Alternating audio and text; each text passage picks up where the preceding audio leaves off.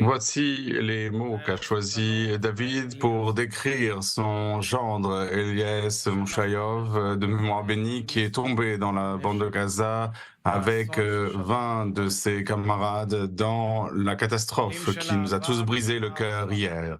Des mots d'amour, des mots d'estime, des mots qui reflètent non seulement la foi de Raphaël dans la justesse de notre cause, mais aussi le parcours lui-même, le chemin fascinant qu'il a suivi depuis son alia, son immigration en Israël et jusqu'à hier où il a été enterré dans le terrain sacré du cimetière militaire du Mont Herzl.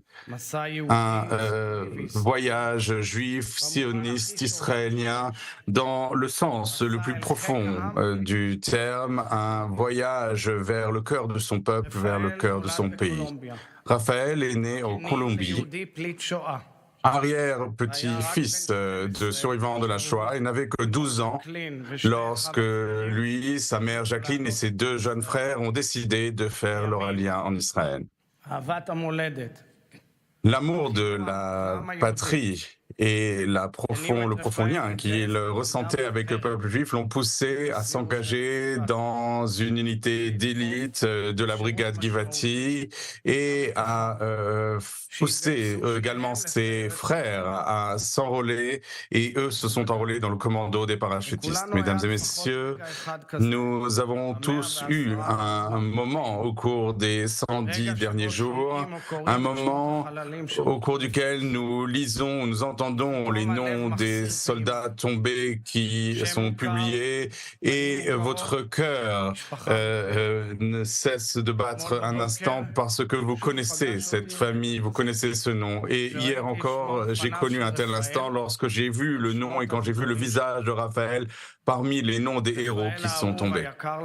Raphaël, qui était si aimé, qui était dévoué à sa famille, à son épouse et à son fils d'1 an, l'étudiant doué, l'étudiant brillant qui avait été admis dans un programme d'études brillant, qui avait commencé à travailler au sein de l'entreprise Raphaël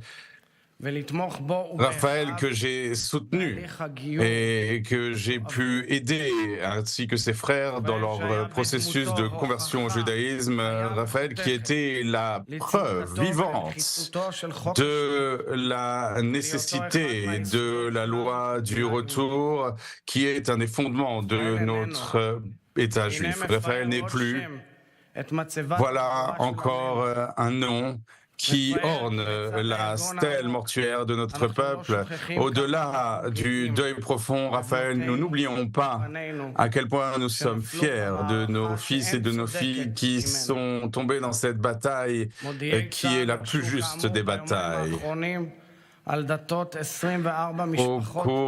Les officiers de Tsahal ont frappé à la porte des 21 familles avec la pire nouvelle qui soit, des morts qui sont les héros des héros, les braves des braves, qui avec tous ceux qui sont morts et été tués dans cette dure guerre reflètent la plus belle de notre image, cette magnifique mosaïque israélienne qui pleure mais qui est fière de tout le pays, de toutes les communautés, des gens avec des croyances, des religions différentes, des modes de vie différentes, des gens israéliens de longue date et des nouveaux immigrants. À chaque fois que nous faisons une visite de condoléances, Michal et moi-même, nous entendons tant de langues. En plus de l'hébreu, nous entendons l'anglais, le français, l'amharique, l'espagnol, l'arabe, le russe et toutes les langues de l'ancienne Union soviétique.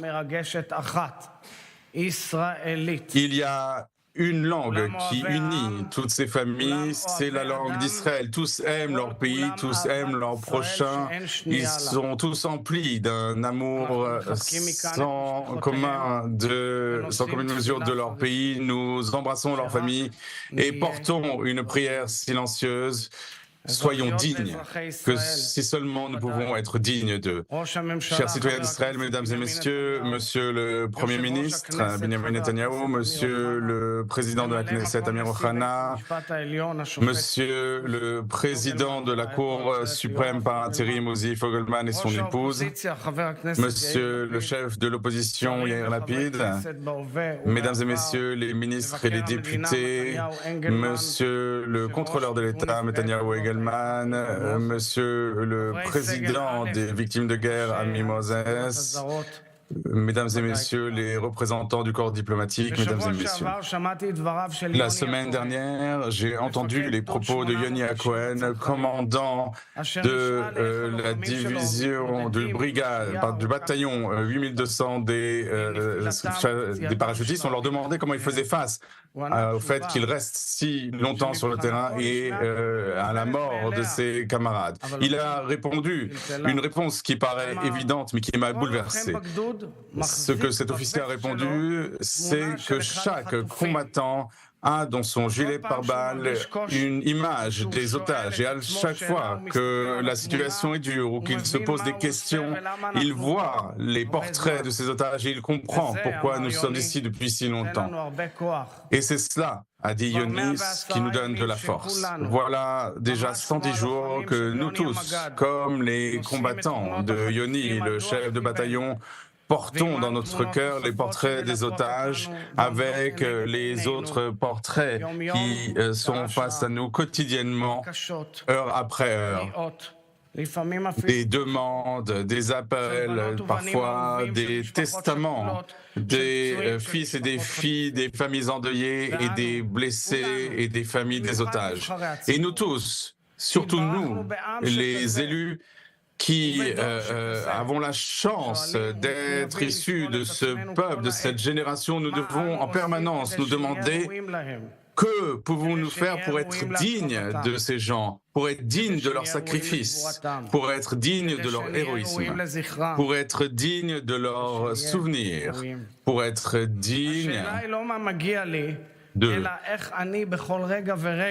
La question est comment, à n'importe quel instant, je peux donner plus à mon peuple et à mon pays, a écrit Yossi Hershkovitz à ses parents avant de tomber au combat. À ses élèves dans l'école qu'il dirigeait, il a envoyé une vidéo avec une demande personnelle. Je vous demande de ne pas faire de médisance à l'égard de l'État d'Israël.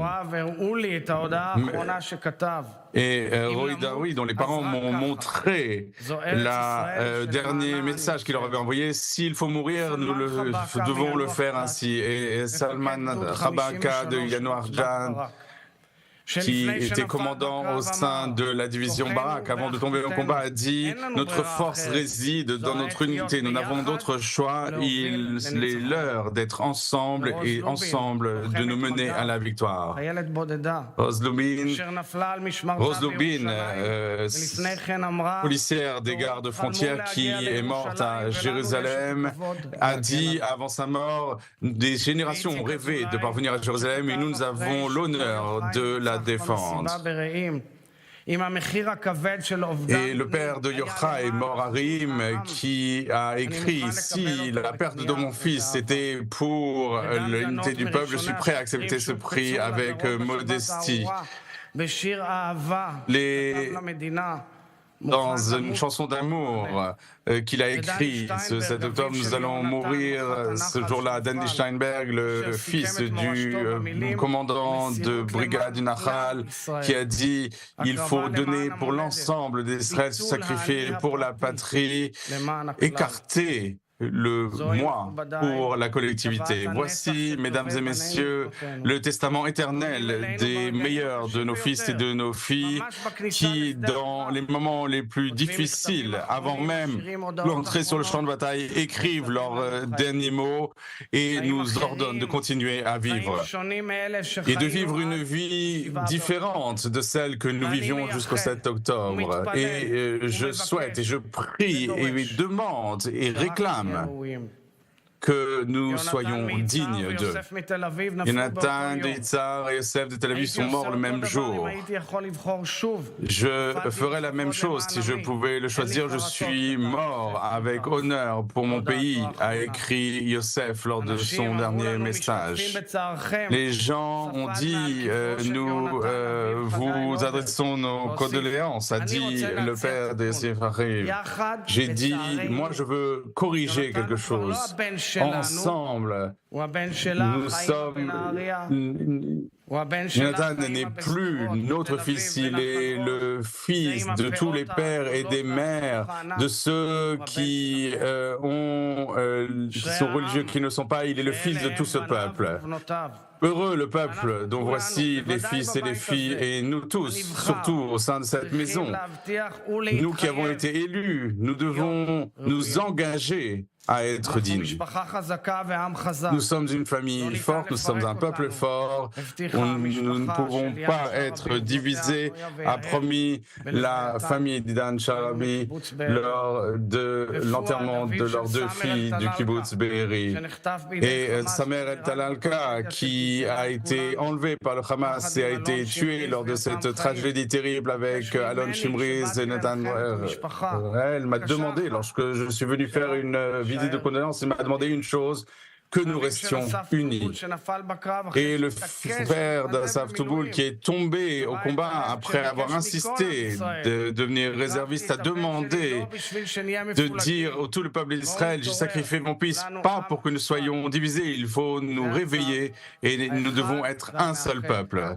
C'est là le devoir unique qui nous unit, savoir non seulement combattre ensemble, pas seulement mourir ensemble, mais aussi vivre ensemble, construire ensemble, être dignes ensemble.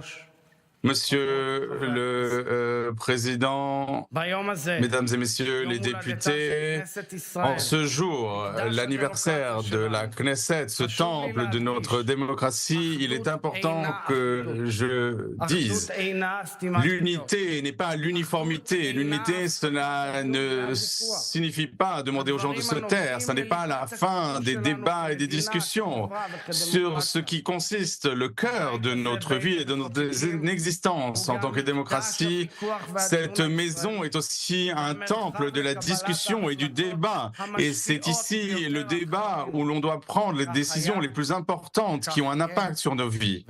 C'est ainsi que cela a été et cela sera, et c'est ainsi qu'il faut faire. Personne n'a de doute que très prochainement, cette maison verra les débats peut-être les plus houleux qu'il ait jamais connus, sur la guerre, sur la paix, sur le jour d'avant, sur le jour d'après.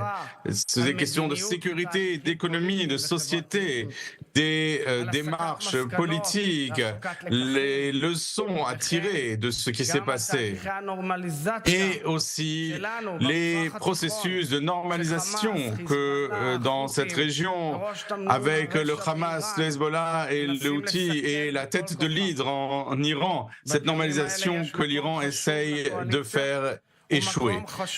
Dans ce cadre de débat, il y a une place pour la coalition, une place pour l'opposition, mais face à ces moments historiques, face à ces défis auxquels peu de nations sont confrontées, je ressens le devoir d'exprimer ce que pense le peuple et de dire il y a une manière de mener les débats.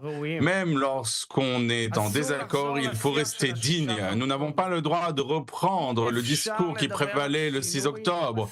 On ne peut pas parler de changement du discours public sans que cette maison change elle-même sa façon de parler. On ne peut pas parler de respect mutuel, d'unité, sans la Knesset y prendre part. La demande de familles des soldats doit se refléter ici, doit devenir ce qui restera gravé dans les murs de cette maison. C'est notre devoir à l'égard de ce peuple, de cette génération, d'être digne. Mesdames et messieurs, Au nom du peuple tout entier, je voudrais renforcer d'ici les soldats, les membres des forces de sécurité et prier qu'ils rentrent tous en paix. Je veux encourager le cabinet de guerre dirigé par le Premier ministre, comme l'a écrit le Premier ministre Begin quelques mois après la guerre de Kippour et quelques années avant la signature de l'accord de paix avec l'Égypte. C'est là la consolation. Israël a une force qui peut le défendre comme il n'en a pas connu depuis la période des Maccabées. Et celui qui a fait sortir notre peuple de l'esclavage vers la liberté va préserver cette force qui nous permettra de vivre librement sur la terre d'Israël. Je voudrais embrasser d'ici les familles endeuillées et prier pour qu'ils ne connaissent plus la peine. Et je prie pour la guérison des blessés, si nombreux blessés dans leur âme et dans leur chair. Et tous nous réclament que nous soyons dignes. Et c'est pourquoi, mes chers frères et mes chères sœurs des familles des otages, nous avons le devoir de ramener chacun et chacune d'entre eux et nous agissons par tous les moyens pour les libérer. C'est un élément essentiel du contrat qui lie l'État d'Israël à ses citoyens. Le peuple tout entier est à vos côtés en ces jours. Les otages et vous êtes dans le cœur de chacun, d'heure en heure et de jour en jour. Je voudrais encourager, je voudrais soutenir nos frères qui ont été évacués du sud et du nord et prie pour le retour de toutes ces familles chez eux dans le calme et dans la sécurité.